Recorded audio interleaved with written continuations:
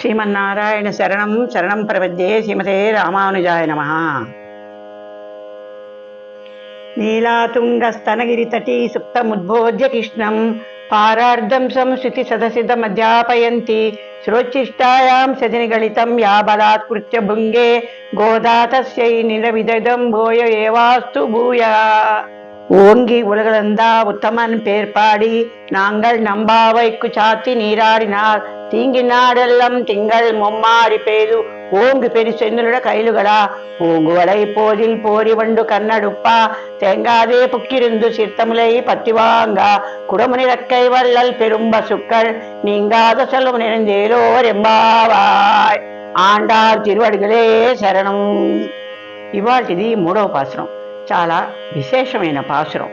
మొదటి పాసురంలో ఏ సమయంలో చేయాలి, 2వ పాసురంలో దానికి చేయకూడని పనులు, చేయతగిన పనులు, 3వ పాసురము ఫలప్రాప్తి గురించి తెలుస్తుంది. ఈ వ్రతము నా గోదాదేవి ఆశించే ఫలము కృష్ణ సాన్నిధ్యము, కృష్ణుని పతిగా పొందడం.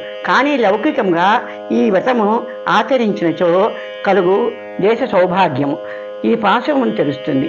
త్రివిక్రముడై ఆకాశమున పర్యంతము ఎదిగి భూనభోంతరాలములు వ్యాపించి తన పాదముతో కొలిచిన ఉత్తమోత్తముడైన నారాయణుని స్తుతించుచు ఈ వ్రతము చేసిన దేశమంతయు ఈతి బాధలు తొలిగి నెలకు 3 వర్షములు పడి వరి ఏపుగా పెరిగి కంకులతో వంగి ఉండి జలసమృద్ధి గల ప్రదేశముల్లో చేపలు తుళ్ళి ఆడుచూ ఉండును.